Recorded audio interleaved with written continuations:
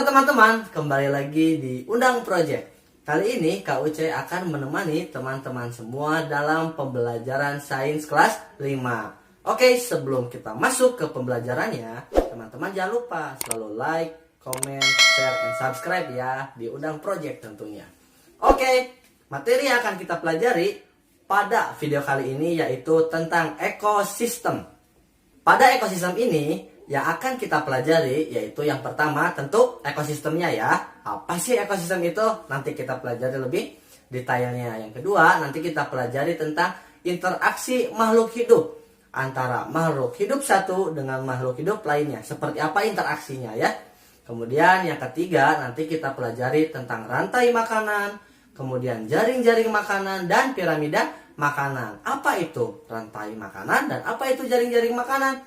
Nanti kita bahas lebih detailnya. Sebelum masuk ke pembelajaran, kakak harap teman-teman semua dapat mencapai tujuan pembelajarannya ya. Yang pertama yaitu teman-teman harus dapat menjelaskan tentang pengertian ekosistem. Yang kedua, teman-teman harus dapat menjelaskan beberapa jenis hubungan antara makhluk hidup ya, yaitu disebut dengan simbiosis. Yang ketiga, teman-teman harus dapat menjelaskan hubungan antar komponen ekosistem dan jaring-jaring makanan dalam suatu lingkungan. Kemudian yang keempat, teman-teman harus mampu membuat karya tentang konsep jaring-jaring makanan dalam suatu ekosistem. Oke, kita masuk pembelajaran yang pertama yaitu tentang ekosistem. Setiap makhluk hidup memerlukan makhluk hidup lainnya untuk keberlangsungan hidupnya, seperti membutuhkan makanan, minuman, tempat tinggal, dan kebutuhan lainnya. Sama halnya dengan kita sebagai manusia ya. Kita juga melakukan interaksi sosial. Kita membutuhkan teman, kita membutuhkan sahabat. Begitupun dengan hewan. Namun kebutuhannya tentu sedikit berbeda ya. Oke, makhluk hidup ini saling berhubungan atau berinteraksi dalam suatu lingkungan yang disebut dengan ekosistem. Oke. Nah, pada ekosistem ini tersusun atas yang pertama ada komponen abiotik dan yang kedua ada komponen biotik. Oke, kita bahas tentang komponen abiotik. Komponen abiotik merupakan segala benda tidak hidup yang mempengaruhi keberlangsungan hidup makhluk hidup pada suatu lingkungan. Jadi, abiotik itu benda mati ya, tapi dia menunjang untuk keberlangsungan hidup pada makhluk hidup. Nah, sebagai contoh yaitu tanah, ada udara, ada air, ada cahaya matahari dan suhu. Tentu ikan akan membutuhkan air ya sebagai tempat tinggalnya. Kemudian kita memerlukan udara juga untuk pernafasan kita. Secara tidak langsung bahwa udara, tanah, air, suhu dan lainnya itu mempengaruhi hidup kita. Begitupun dengan hewan ya. Hewan juga memerlukan udara, kemudian memerlukan cahaya matahari dan sebagainya. Jadi pada abiotik ini benda tak hidup yang mempengaruhi pada keberlangsungan makhluk hidup. Ya, teman-teman bisa mengikutinya ya. Selanjutnya yaitu komponen biotik. Komponen biotik ialah semua makhluk hidup yang terdapat pada lingkungan. Kalau tadi abiotik itu benda mati atau yang tidak hidup, sedangkan biotik ini yaitu makhluk hidup ya, sesuatu yang hidup seperti kita, kemudian tumbuhan, hewan. Nah itu ya, itu termasuk komponen biotik. Contohnya ada manusia, hewan dan tumbuhan. Kemudian makhluk hidup ini menempati lingkungan yang disebut dengan habitat. Misalnya habitat sapi ialah padang rumput dan habitat ikan badut ialah terumbu karang atau anemon ya. Nah, jadi habitat itu tempat aslinya makhluk hidup tersebut. Kemudian kalau misalnya manusia, habitatnya di mana? Oke, teman-teman boleh diisi di kolom komentar ya. Jelas, kalau misalnya ikan tentu habitatnya akan di air. Kemudian koala misalnya tentu habitatnya yaitu di hutan atau di pohon ya. Oke, komponen biotik ini dibedakan menjadi individu, populasi, dan komunitas. Individu itu apa? Individu ialah satu makhluk hidup. Jadi hanya satu ya. Kalau individu hanya ada satu makhluk hidup. Kemudian kalau populasi ialah kumpulan individu yang sejenis dalam ekosistem. Jadi kalau misalnya teman-teman sedang berkumpul misalnya dengan teman-teman sekelasnya. Nah, itu termasuk ke dalam populasi karena jenisnya sama ya, dan lebih dari satu jumlahnya. Seperti ada Nandang, ada Singgi, misalnya ada Rizky, mereka sedang bermain misalnya bertiga. Nah, itu termasuk ke dalam populasi ya, karena hanya satu jenis. Kemudian misalnya di akuarium hanya terdapat ikan cupang saja. Nah, pada akuarium itu karena terdapat hanya satu jenis, yaitu ikan cupang, maka itu dapat dikatakan sebagai populasi karena jumlahnya lebih dari satu dan bentuknya sejenis ya. Oke, sedangkan untuk komunitas ialah kumpulan populasi makhluk hidup yang tinggal di suatu lingkungan yang sama dan saling bergantung. Jadi kalau komunitas ini itu sudah campuran. Jadi misalnya kalau di akuarium, misalnya ada ikan cupang, ada ikan kumpai, ada ikan koi. Nah, karena sudah berbeda jenis ikan-ikannya, tetapi hidup dalam satu lingkungan, nah itu sudah dapat dikatakan sebagai komunitas ya. Kemudian komunitas ini yang berinteraksi dengan komponen abiotiknya sehingga membentuk ekosistem. Jadi dalam ekosistem ini sebetulnya sangat kompleks. Mulai dari benda yang tidak hidup sampai benda yang hidup. Mereka hidup secara bersamaan. Mari kita lihat perbedaan antara individu, populasi, dan komunitas. Ingat ya, bahwa individu itu hanya terdapat satu makhluk hidup saja. Nah, sebagai contoh, di sini kakak punya yaitu ikan Nemo ya. Ikan Nemo itu kalau individu hanya satu. Sedangkan kalau populasi, ya dia satu jenis, tapi jumlahnya lebih dari satu.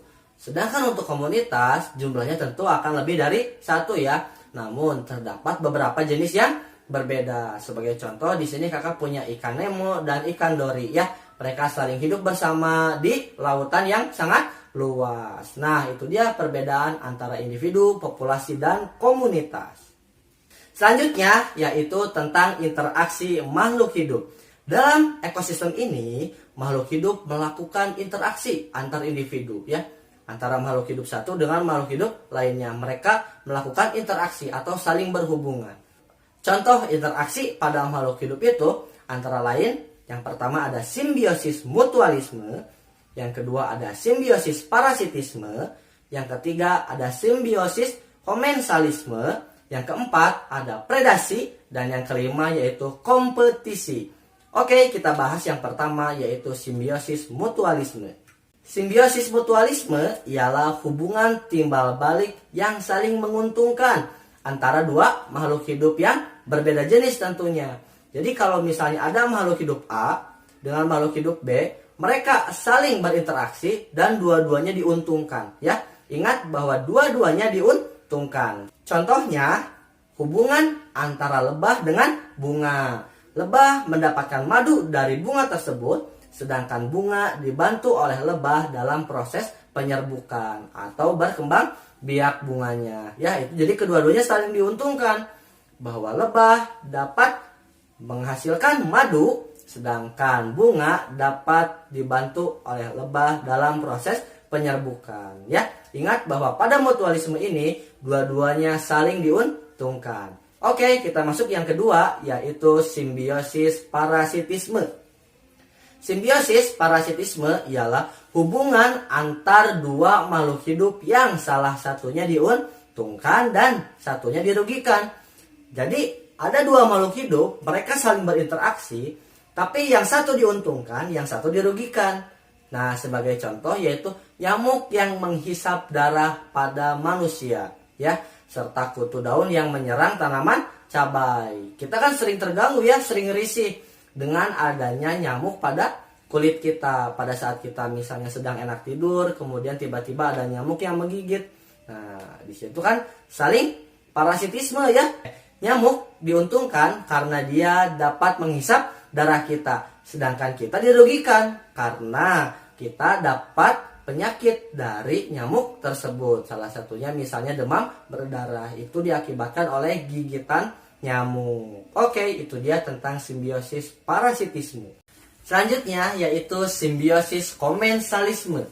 Simbiosis komensalisme ialah hubungan antar dua makhluk hidup yang berbeda jenis ya. di mana salah satu makhluk hidup mendapat keuntungan, sedangkan makhluk hidup lainnya itu tidak dirugikan ataupun tidak diuntungkan ya. Jadi biasa-biasa saja. Yang satu diuntungkan, yang satu tidak dirugikan dan tidak juga diuntungkan ya. Nah, pada komensalisme ini contohnya yaitu pada tumbuhan paku tanduk rusa yang hidup di dahan pohon. Nah, tumbuhan paku ini yaitu bisa berada di posisi yang terdapat sinar matahari tentunya. Adapun pohon inangnya atau pohon yang ditinggali oleh tumbuhan paku rusa tersebut. Nah, pohon tersebut tidak mendapatkan keuntungan ataupun kerugian dari tumbuhan paku yang hidup di pohon tersebut ya. Ingat bahwa pada komensalisme ini satu diuntungkan, satunya lagi tidak diuntungkan dan tidak juga dirugikan. Oke, selanjutnya yaitu tentang prediksi, ialah hubungan antar dua makhluk hidup, di mana salah satu makhluk hidup memangsa makhluk hidup lainnya. Tentu ini berbeda jenis ya antara makhluk hidup yang memangsa dan dimangsa. Nah, misalnya yaitu pada saat singa yang sedang memangsa zebra ataupun rusa. Singa ini merupakan predator dan zebra atau rusa itu merupakan mangsanya ya. Jadi kalau prediksi yaitu untuk memangsa makhluk hidup satu, memangsa makhluk hidup yang kedua. Oke, yang terakhir yaitu tentang kompetisi. Kompetisi ialah persaingan dua atau lebih makhluk hidup yang memiliki kebutuhan yang sama. Misalnya persaingan dalam memperebutkan makanan, kemudian misalnya memperebutkan air untuk minumnya ya, kemudian memperebutkan tempat tinggal, hidup, dan sinar matahari. Nah, untuk mendapatkan sinar matahari juga ternyata makhluk hidup atau hewan bisa bersaing ya atau berkompetisi. Oke, seperti halnya singa dan harimau ini, dia sedang berkompetisi untuk mendapatkan tempat tinggalnya atau daerah kekuasaannya. Oke, itu dia tentang interaksi antar makhluk hidup ya, tentang simbiosis, mutualisme, simbiosis parasitisme, simbiosis komensalisme, prediksi, dan kompetisi. Selanjutnya yang akan kita bahas yaitu tentang rantai makanan dan jaring-jaring makanan. Setiap makhluk hidup memerlukan makanan ya tentunya untuk memperoleh energi. Energi ini diperlukan makhluk hidup untuk melakukan aktivitas tentunya. Oleh karena itu, terbentuklah interaksi makan dan dimakan antara makhluk hidup yang disebut dengan rantai makanan. Jadi rantai makanan itu ialah makhluk hidup yang melakukan proses memakan atau dimakan. Ya, ingat bahwa pada rantai makanan ini terdapat hewan yang dimakan dan memakan. Oke? Nah, dalam lingkungan, beberapa rantai makanan dapat membentuk makan dan dimakan yang lebih kompleks atau lebih banyak lagi, yaitu kita sebut sebagai jaring-jaring makanan. Setiap makhluk hidup memiliki perannya masing-masing ya.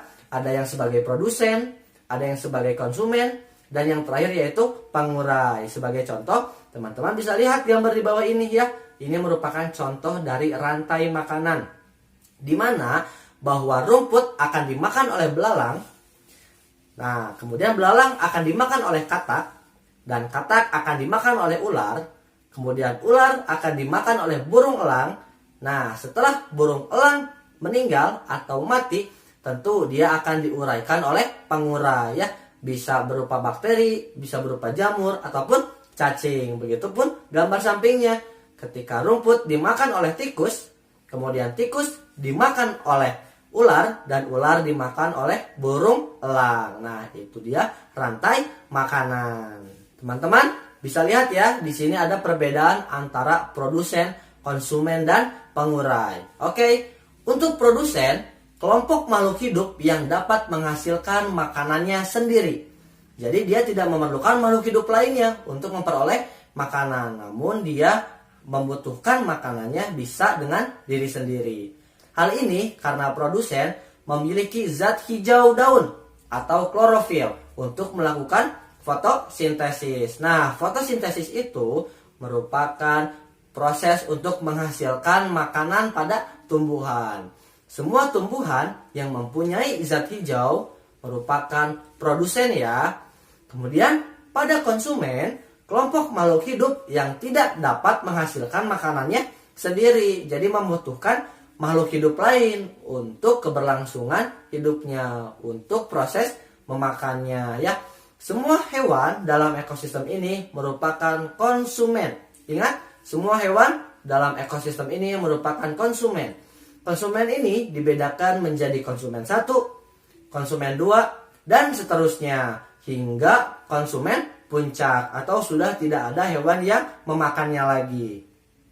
Konsumen 1 ini ialah kelompok hewan herbivore atau omnivore. Herbivore itu ialah hewan yang memakan tumbuhan. Kalau omnivore ialah makhluk hidup atau hewan yang memakan segalanya. Kalau konsumen 2 biasanya yaitu kelompok hewan omnivore dan kelompok hewan karnivor. Kalau karnivor itu hewan pemakan daging. Sedangkan hewan omnivor yaitu hewan pemakan segala ya, entah itu daging, entah itu tumbuhan, pasti akan dimakan oleh omnivor.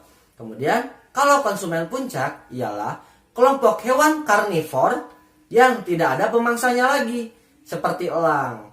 Elang kan tidak ada yang memakannya lagi kecuali hingga elang itu mati dan dapat diuraikan oleh pengurai.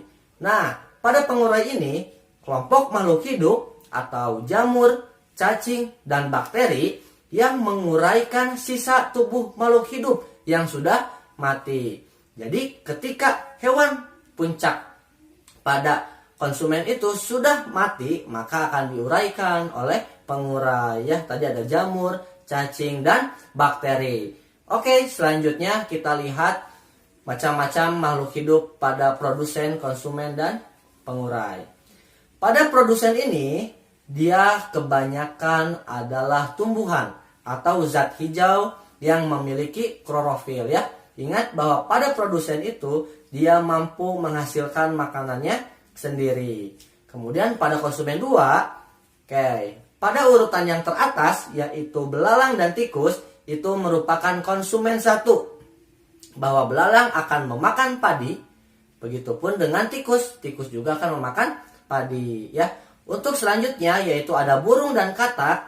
Nah, ini merupakan konsumen 2, di mana burung akan memakan belalang ataupun katak akan makan belalang. Nah, begitupun katak akan memakan tikus. Nah, kemudian yang terakhir yang paling bawah itu merupakan konsumen 3, yaitu ada ular. Nah, ular ini tentu akan memakan burung ataupun katak ya. Kemudian yang terakhir yaitu ada elang. Elang ini adalah konsumen puncak. Maka tidak ada lagi hewan yang dapat memakan elang. Maka sehingga elang akan memakan ular dan elang akan hidup sampai dia mati. Kemudian ada pengurai. Nah, pengurai itu contohnya tadi ada cacing dan juga ada jamur. Ada lagi bakteri ya. Pada pengurai, nah contohnya yaitu ada cacing dan jamur ataupun ada bakteri juga. Oke, itu dia tentang produsen, konsumen, dan pengurai. Oke teman-teman, di sini merupakan contoh dari rantai makanan ya, dimana bahwa rumput ini atau sebagai produsen dia akan dimakan oleh tikus. Nah, tikus ini merupakan konsumen 1. Kemudian tikus tersebut akan dimakan oleh ular. Nah, ular ini dia merupakan konsumen 2. Setelah itu elang akan memakan ular.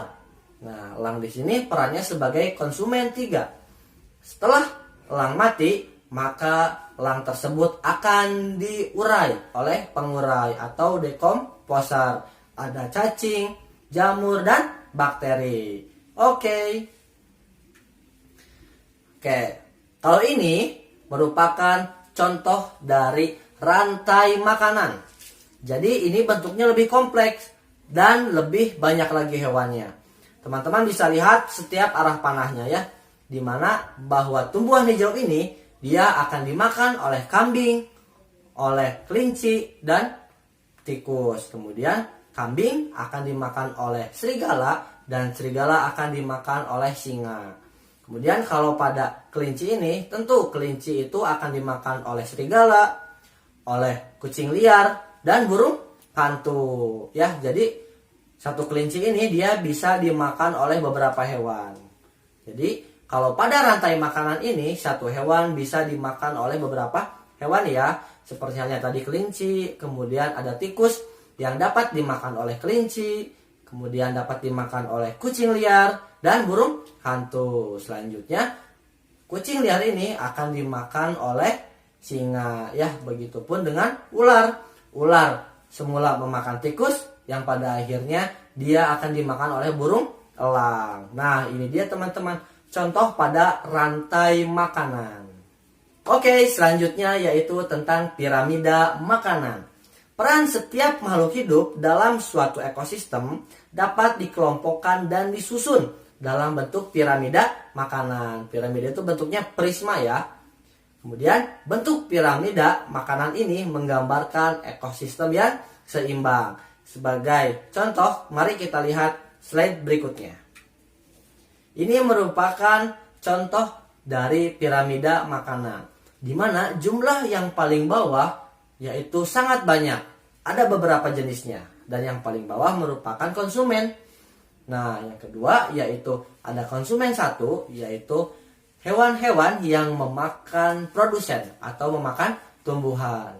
Kemudian pada konsumen kedua terdapat ular dan hewan lainnya, yang bahwa konsumen dua ini akan memakan konsumen satu. Terdapat konsumen puncak, di mana konsumen puncak memakan konsumen yang kedua.